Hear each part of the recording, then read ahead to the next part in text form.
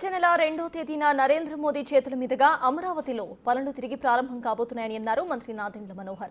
1,00,000 కోట్ల రూపాయల పనులకు ప్రధాని చేతుల మీదుగా ప్రారంభోత్సవం జరగబోతుందని అన్నారు.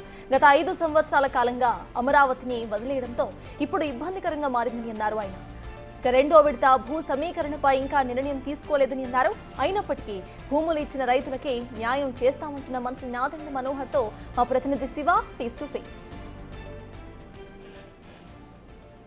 సో ప్రధాని నరేంద్ర మోడీకి సంబంధించి కూడా వచ్చే నెల 2వ తేదీన పర్యటన కొనసాగుతోంది. ఈ పర్యటనకు సంబంధించి కూడా ఇప్పటికే మంత్రివర్గ ఉపసంఘం సమావేశమైంది. ఈ సమావేశంలో పలు కీలకమైన నిర్ణయాలు తీసుకున్న పరిస్థితి కనిపిస్తోంది. ప్రస్తుతం ఈ అంశానికి సంబంధించి కూడా నాదెండ్ల మనోహర్ ఇప్పటికే ఉపసంఘంలో సమావేశంలో కీలకమైన నిర్ణయాలు తీసుకున్నారు.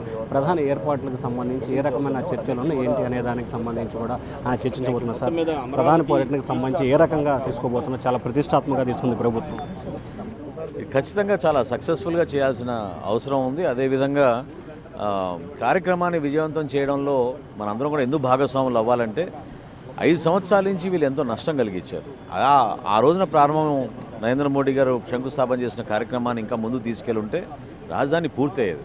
కాబట్టి త్వరతగిన ఈ కార్యక్రమం జరగాల్సిన నేపథ్యంలో సక్సెస్ఫుల్గా జరిగే విధంగా ఎక్కడా ఎవరికి ఎటువంటి లోటు లేకుండా 1,00,000 కోట్ల రూపాయలతోటి ఆ రోజు శంకుస్థాపన కార్యక్రమం, అదేవిధంగా పనులు ప్రారంభం కార్యక్రమం ప్రజలకి పునరంకితమై ఎవరైతే అమరావతి రైతులు మహిళలు వీళ్ళందరూ ఎంతో త్యాగం చేసి మనకు భూములు ఇచ్చే వాళ్ళందరినీ కూడా గౌరవించుకునే విధంగా ఒక రోడ్ షోతో పాటు పబ్లిక్ మీటింగ్ అయింది. సార్, కొత్తగా భూ సమీకరణ చేయబోతున్నారు, దాన్ని ఏ రకంగా తీసుకోబోతున్నారు? అది ఇంకా నిర్ణయం తీసుకోలేదండి.